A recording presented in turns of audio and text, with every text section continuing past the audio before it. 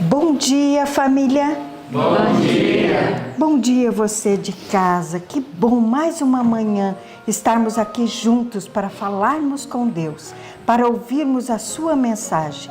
Bom dia, Ana. Bom dia, irmã Beth. Bom dia, Escola de Profetas. Bom dia. Bom dia para você que está em casa. É uma alegria estar com você mais esse dia e que você possa se sentir abraçado por Deus nesse momento. E para a gente começar o nosso culto em adoração a Deus, vamos chamar a presença dele? Vamos orar? Senhor nosso Deus e bendito Pai, louvado e engrandecido seja o Teu nome, ó Pai, porque nós acordamos esse dia com vida. Muito obrigado, Senhor, por tanta graça que o Senhor nos concede todos os dias e que nesse dia em especial, ó Pai, o Senhor possa nos abençoar pelo estudo da Tua Palavra. Abençoa nossos queridos que estão em casa, Senhor, que a Tua graça possa alcançá-los também, Senhor. Em nome de Jesus, nós te pedimos essas bênçãos e desde já te agradecemos. Amém. Amém, Senhor. Amém. Como é bom começar amanhã num culto a Deus, né? Sim. É muito bom. E melhor ainda quando louvamos a Ele. Vamos louvar juntos, com todo amor e fervor, o hino Louvemos ao Rei, número 14.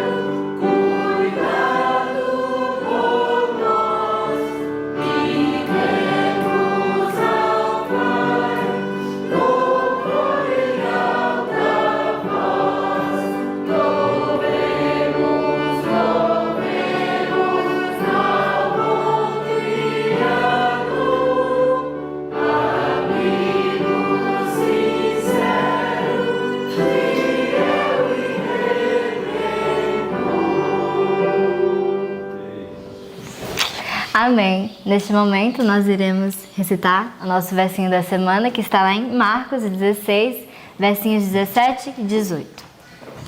Vamos lá no 3? Vamos? 1, 2, 3. Marcos 16, 17 e 18. E estes sinais seguirão aos que creem. Em meu nome expulsarão os demônios, falarão novas línguas, pegarão nas serpentes, e, se beberem alguma coisa mortífera, não lhes fará dano algum. E porão as mãos sobre os enfermos e os curarão. Marcos 16, 17 e 18. Marcos 16, 17 e 18. E estes sinais seguirão aos que creem. Em meu nome expulsarão os demônios, falarão novas línguas, pegarão nas serpentes, e, se beberem alguma coisa mortífera, não lhes fará dano algum, e porão as mãos sobre os enfermos e sararão. Marcos 16, 17 e 18. Marcos 16, 17 e 18. E estes sinais seguirão aos que creem. Em meu nome expulsarão os demônios, falarão novas línguas, pegarão nas serpentes, e, se beberem alguma coisa mortífera, não lhes fará dano algum, e porão as mãos sobre os enfermos e os curarão. Marcos 16, 17 e 18. Amém. Amém. Fique agora com o estudo e que Deus lhe abençoe durante esse dia. Que Deus te abençoe e até a próxima. Bom dia, igreja. Bom dia. Um feliz sábado para todos. Feliz sábado. E bom dia para você que está em casa também. Só que tem uma coisa, eu não sei em que hora você está assistindo esse vídeo. Então vou dar um bom dia, mas também uma boa noite, também uma boa tarde, tá bom? E desejar para você também um feliz sábado. Que Deus abençoe a sua vida grandemente e que você possa sentir o abraço de Jesus na sua vida hoje e sempre. E nessa madrugada nós tivemos o privilégio mais uma vez de estudarmos a palavra de Deus. E você também em casa estudou, o Espírito Santo lhe conduziu, assim como também nos conduziu aqui na Escola de Profetas. Hoje a gente estudou os Salmos, capítulo 56, e também Lucas, capítulo 16, verso 19 e 31, e também o capítulo 21 do Parábolas de Jesus. E esse livro está sendo uma bênção para todos nós, eu creio que para a sua vida também, pois ele traz muitas lições para nossas vidas. E gostaria nesse momento de convidar você a abrir lá no livro de Salmos. Pega aí tua Bíblia. Se você não tem uma Bíblia perto de você, procura aí na tua casa uma Bíblia, que com certeza deve ter uma Bíblia aí na tua casa. Talvez ela esteja empoeirada, talvez esteja jogada lá no canto, mas vai aí, pega essa Bíblia e abra no Salmo 56, no Salmo 56. Salmos 56. Você já encontrou sua Bíblia? Já abriu no Salmo 56? Se você não abriu ainda, eu vou esperar você abrir para que a gente possa ler todo mundo junto, tá bom? Salmo 56. Eu gosto muito dos Salmos, porque o salmista Davi, ele é um exemplo de como nós devemos agir diante das dificuldades, diante das perseguições, dos desafios. E quem de nós não passa por desafios e dificuldades? Creio que você passa por desafios e dificuldades e talvez você esteja passando por esses momentos difíceis. Mas saiba que da mesma forma que Deus estava com Davi, Deus também estará com você. Então aí no Salmo 56, o salmista Davi, ele faz um hino em meio a uma perseguição. O salmista Davi, ele era muito perseguido. Coitado, né? O coitado não podia ter um descanso. Era perseguido 24 horas pelos seus inimigos. E aqui no Salmo 56, Davi, ele faz esse hino. E ele faz justamente esse hino quando os filisteus o prenderam lá em Gade. E ele começa dizendo assim no verso 1, ó: tem misericórdia de mim, ó Deus, porque o homem procura ferir-me. E se você pular, por exemplo, lá para 1 Samuel, pega aí a tua Bíblia, já está aí com a tua Bíblia. Então agora vá lá para 1 Samuel, capítulo 21, e o verso 11, porque foi nesse relato bíblico em que Davi compôs este hino do Salmo 56. Davi estava fugindo de Saul, ele não era mais aceito no território do povo de Israel, então ele agora estava fugindo para outros povos, outros reinos. E ele foi até Aquis, que era rei de Gate. Então lá em Aquis, ele quis ficar com o rei de Gate porque ele não era mais aceito pelo rei Saul. Então aí no verso 11, no verso 10 em diante, eu vou começar do verso 10 para você entender o contexto, tá bom? Então diz assim, ó: levantou-se Davi naquele dia e fugiu de diante de Saul e foi a Aquis, rei de Gate. Porém, os servos de Aquis lhe disseram: este não é Davi, o rei da sua terra? Peraí. Esse daí não é Davi, aquele que era lá do reino de Saul?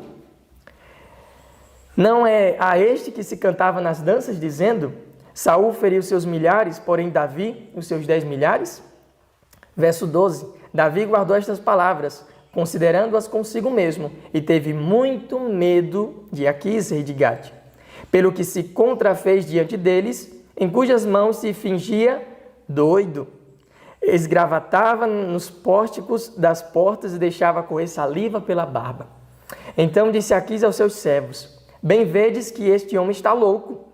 Por que me trouxestes a mim? Falta-me a mim doidos para que trouxesseis este para fazer doidices diante de mim? Há de entrar este na minha casa? Então veja só que relato interessante, né? Eu confesso que quando eu li, eu achei muito engraçado. Mas foi através desse momento aqui, que Davi ele compôs o hino 56. Quando ele diz: ó Deus, tem misericórdia de mim, porque o homem busca ferir-me. E aí eu gostaria de ressaltar só alguns versos deste salmo. No verso 2 ele diz: os que me espreitam continuamente querem ferir-me, e são muitos os que atrevidamente me combatem. E aí no verso 3 e no verso 4 ele diz algo que é muito interessante. Ele diz assim, ó: em qualquer tempo que eu temer, confiarei em ti. Quem disse que quem serve a Deus não tem medo? Nós que somos servos de Deus, nós temos medo às vezes. Quando vem desafios, quando vem problemas, obstáculos, qual ser humano que não tem medo? Todos nós temos medo. Davi também tinha medo. E se você está tendo medo, não se preocupe, você é igual a todos nós. Você é um ser humano que também tem medo. E Davi ele diz: em qualquer tempo em que eu temer, quando eu tiver medo, eu vou confiar em ti, Senhor. Era isso que Davi fazia. Quando ele tinha medo, ele não era vencido pelo medo, mas ele confiava em Deus. E no verso 4 ele diz: em Deus louvarei a sua palavra. Em Deus pus a minha confiança. Não temerei o que me possa fazer a carne. Ou em outras versões, o que me possa fazer o homem. A confiança de Davi era posta em Deus. Não era nas autoridades, não era no poder, não era na sua própria força, mas era no seu Deus. No verso 8 ele diz algo muito interessante também. Ele diz assim, ó: tu contas as minhas vagueações, ou os meus passos. Põe as minhas lágrimas no teu odre. Não estão elas no teu livro? Sabe, nós temos um Deus que Ele vê nossa vida em todos os detalhes. Ele vê quando a gente chora, Ele sabe quando a gente está sofrendo, Ele conhece as minhas lutas, Ele conhece as tuas lutas. Ele sabe as noites em que você passou chorando, Ele sabe as aflições que você está enfrentando, os problemas que você está tendo em casa, com os filhos, com o marido. Ele sabe de todos esses problemas, porque Ele não deixa que nenhum dos seus filhos, que as aflições que acontecem com seus filhos, passe despercebida diante dos seus olhos. E era isso que Davi estava querendo dizer. Senhor, tu sabes de tudo que acontece na minha vida. O Senhor sabe para onde eu vou, o Senhor sabe as minhas aflições, meus problemas, porque o Senhor relata todas estas coisas. Todas elas estão escritas no teu livro. Esse Deus, Ele é maravilhoso. Mas também, Ele tem muitas outras lições para nos dar. E agora, pulando lá para o livro de Lucas, no capítulo 16, a gente, continuando aqui a estudar sobre as parábolas de Jesus, a gente agora leu nesta madrugada uma outra parábola, a parábola do rico e do Lázaro. Creio que você aí de casa já deve ter ouvido sobre essa parábola, né? E muitas dúvidas se levantam contra essa parábola. Muitos perguntam se é literal, se não é literal, se é simbólica, se não é. Então não se preocupe que tudo isso a gente vai explicar no decorrer desse estudo, tá bom? Então pula aí lá para o Evangelho de Lucas, meu xará, amigo meu. Pula lá para o Evangelho de Lucas, no capítulo 16, onde vai ter o relato da parábola do rico e do Lázaro. Capítulo 16, e aí o verso 19 até o verso 31. Verso 19 até o verso 31. Então, vou ler aqui um pouco para vocês que estão em casa, para que vocês possam entender por que Jesus contou essa parábola. O que ele queria ensinar para o povo da sua época e que lições essa parábola traz para os nossos dias. Então, diz assim, no verso 19, ó, leia junto comigo aí, você que está em casa. Ora, havia um homem rico e vestia-se de púrpura e de linho finíssimo e vivia todos os dias de que forma? Regalada e esplendidamente. Só que a Bíblia também traz um outro personagem. A Bíblia diz no verso 20, havia também um certo mendigo, chamado Lázaro, que jazia cheio de chagas à porta daquele homem que era rico. E desejava alimentar-se com as migalhas que caíam da mesa do rico. E os próprios cães vinham lamber-lhe as chagas. Só que no decorrer desse relato, houve uma mudança. O homem que era rico acabou tendo um destino de miséria e de sofrimento. E o Lázaro acabou tendo um final feliz e de paz. Mas o rico de tormento e de aflição.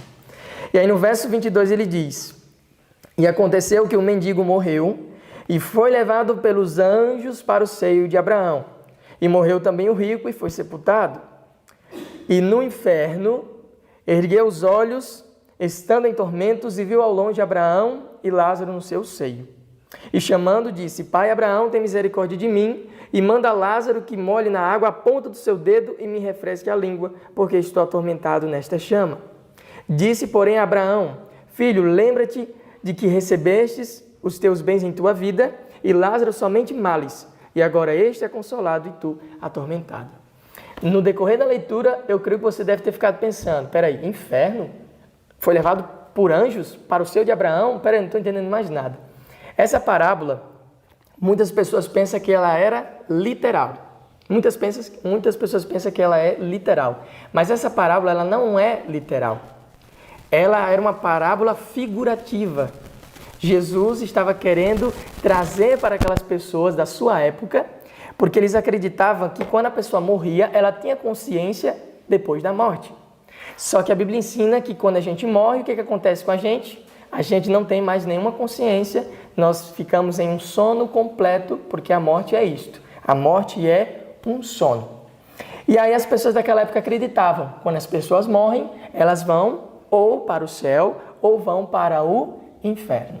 E essa crença que havia naquela época não é diferente de hoje. Hoje as pessoas também creem que algumas pessoas boas vão para o céu e outras vão para o inferno. Mas aí, de acordo com o estudo, a gente vai explicar o que significa essa parábola, o que Jesus queria dizer nesta parábola. Então, aqui no capítulo 21 do Parábolas de Jesus, a gente vai aqui esmiuçar um pouco sobre esse rico, sobre esse pobre que era o Lázaro, e também sobre essa situação em que ele se encontrava. Tá bom? Aqui diz assim, ó. O rico, ele professava, no parágrafo que começa assim: o rico não pertencia à classe, na página 261 do livro Parábolas de Jesus. Diz assim, ó: o rico professava ser filho de Abraão. Não maltratava o mendigo, nem exigia que se retirasse, porque sua aparência ele era repugnante. O rico, ele não expulsava o mendigo ali da sua porta, porque o mendigo ficava na porta desse Lázaro, desse rico.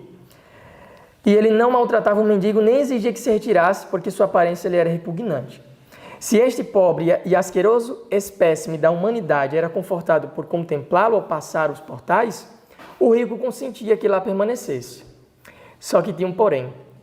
Esse rico, ele era egoístamente indiferente às necessidades de seu irmão sofredor.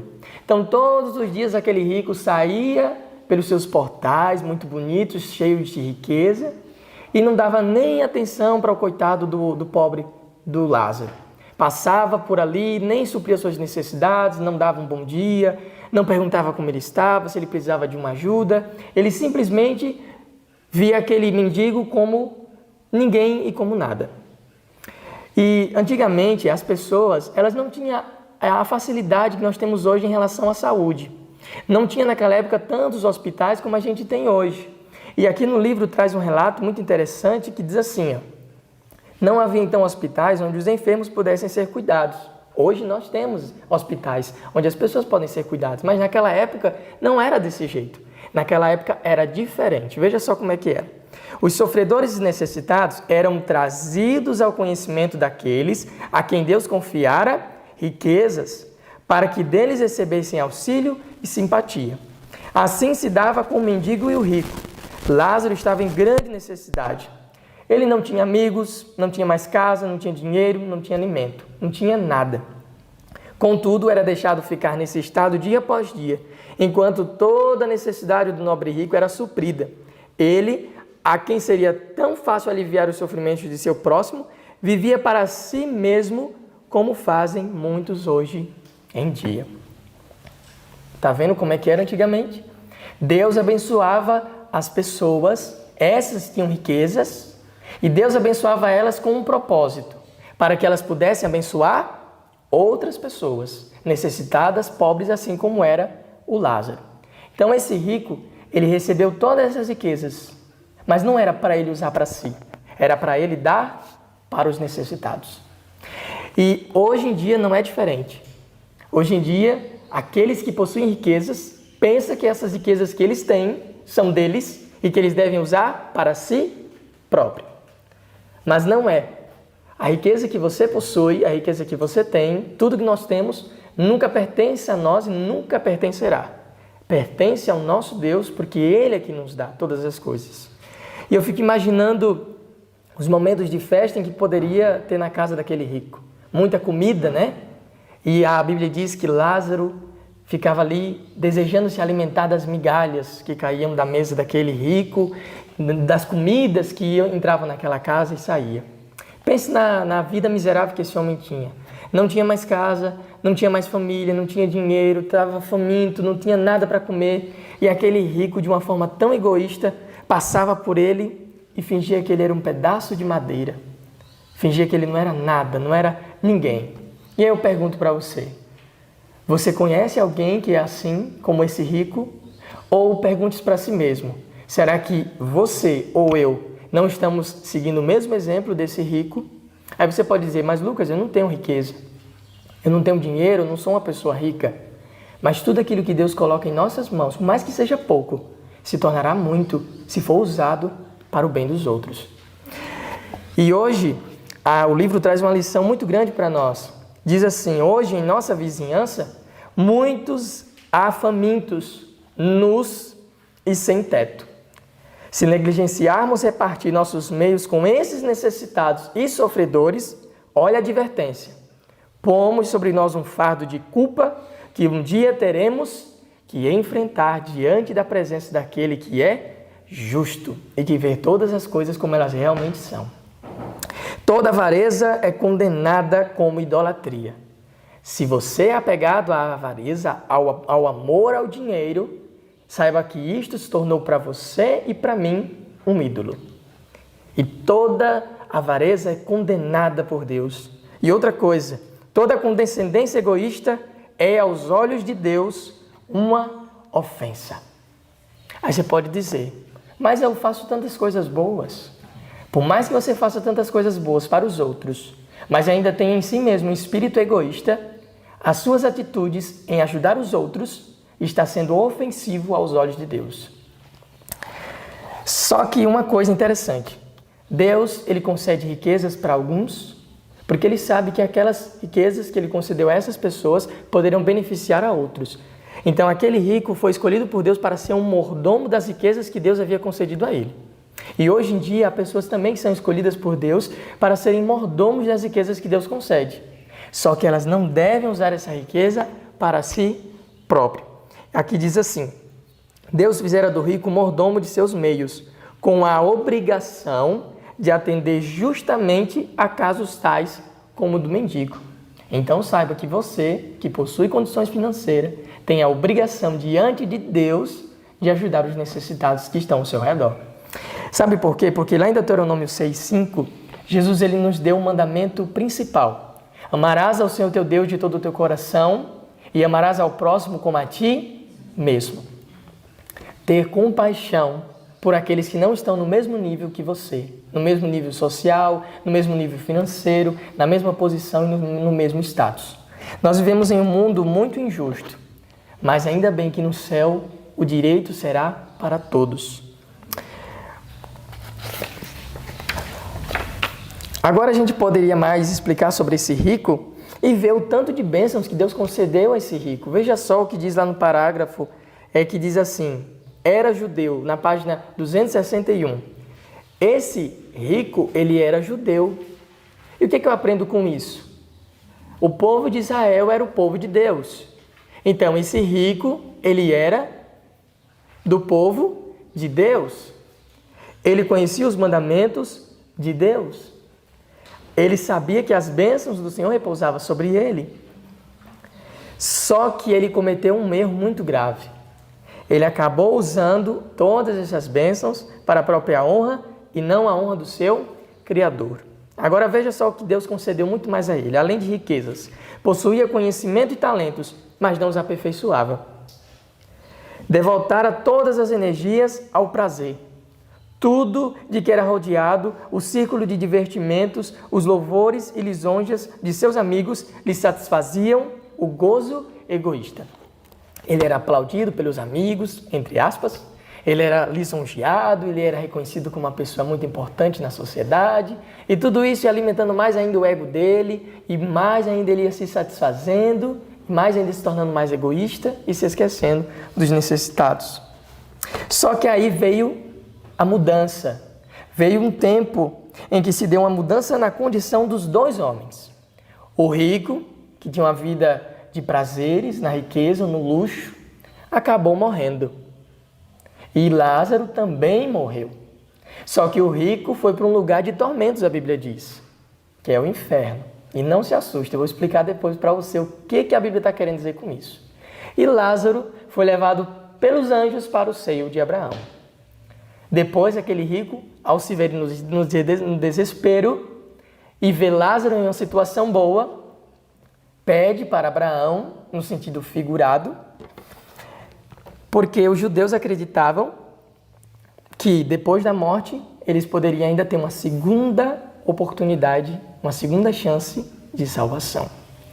Só que aqui no livro Parábolas de Jesus fala que nesta vida os homens decidem seu destino eterno. Lá no parágrafo que começa, na parábola do rico e Lázaro, na página 260. Nesta vida, os homens decidem seu destino eterno. Durante o tempo da graça de Deus, esta é oferecida a toda a alma. Mas se os homens desperdiçam as oportunidades na satisfação própria, segregam-se da vida eterna.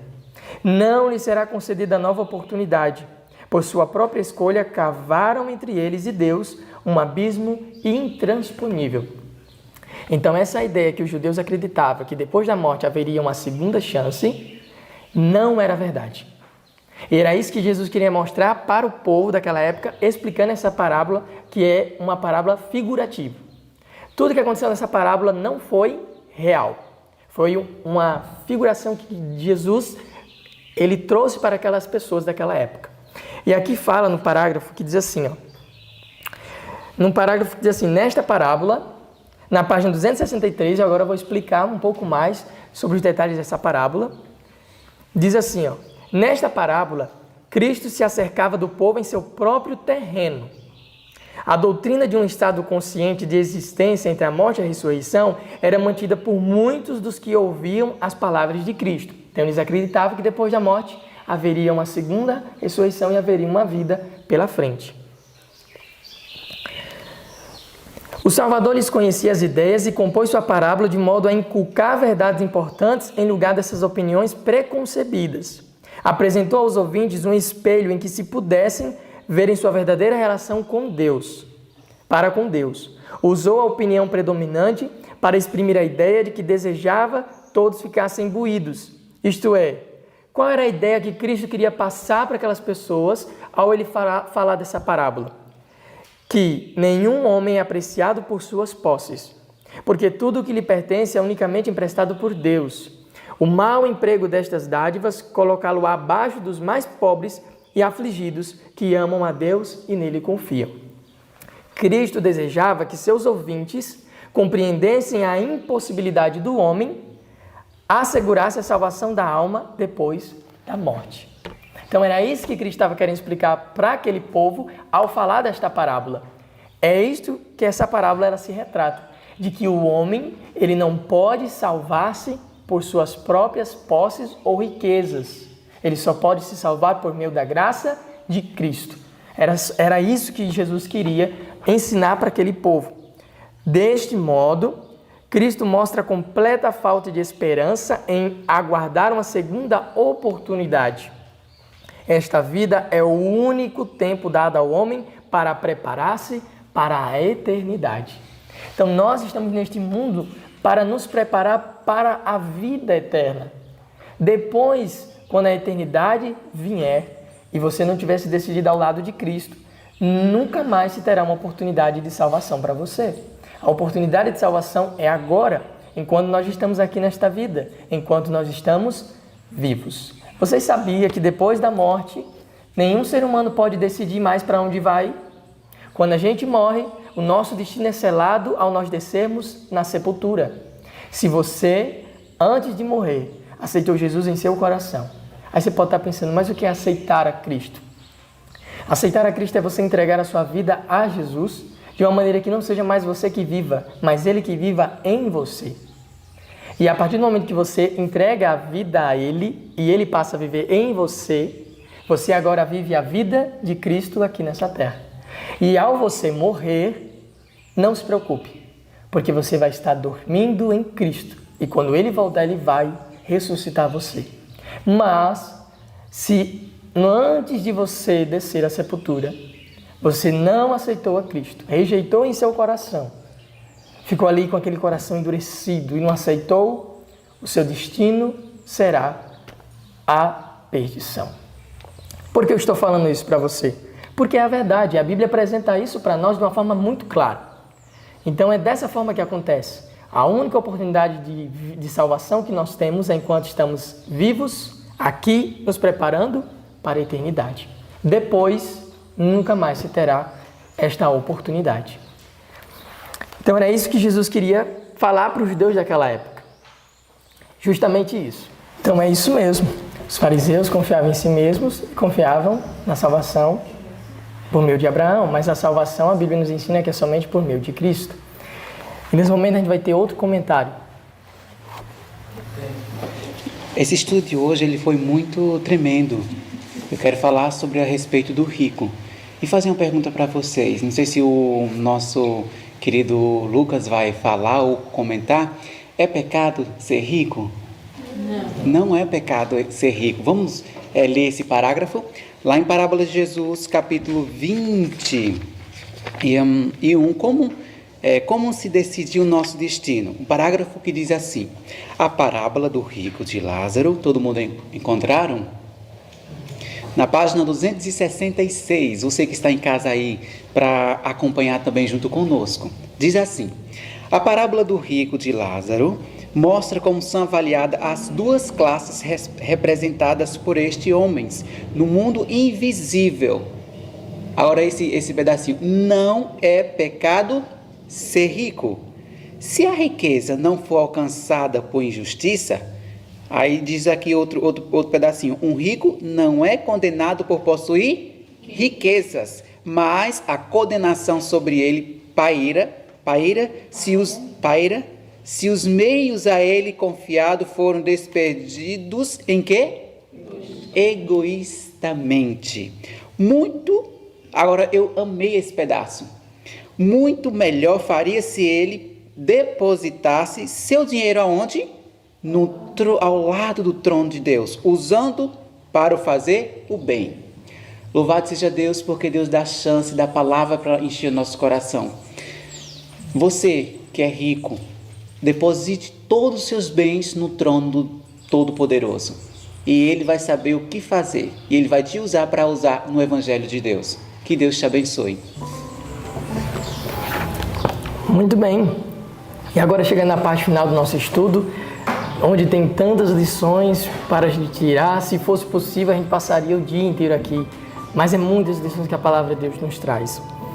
E, de acordo com todo esse estudo, o que a gente vê?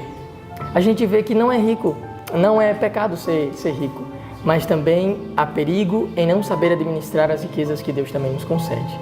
Mas eu agora termino com um verso que Jesus falou: do que adianta o homem ganhar o mundo inteiro e perder a sua salvação?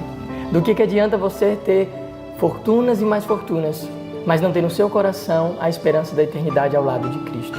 Que você possa pensar, que todos nós possamos pensar sobre isto neste dia. Que a gente possa pedir ao Senhor: Senhor, me ajuda a usar os dons que o Senhor me deu, os talentos, os recursos, para que eu empregue em Tua causa, Senhor. Para que eu não siga o mesmo exemplo desse homem rico, mas que eu seja humilde assim como Cristo. E que eu ame primeiramente ao próximo, mais ao próximo do que a mim mesmo. Então, nesse momento eu convido você que está em casa, os irmãos que estão aqui na igreja, para a gente fazer uma oração, pedindo que Deus nos ajude a entesourarmos para o reino de Deus. Porque Jesus falou: onde estiver o teu tesouro, aí também estará o teu coração.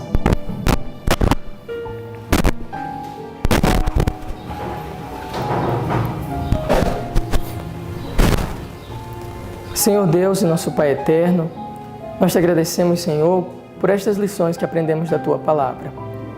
2 personagens, 2 histórias, 2 vidas, que por mais que tenham sido de uma forma figurada, mas nos traz muitas lições, Senhor.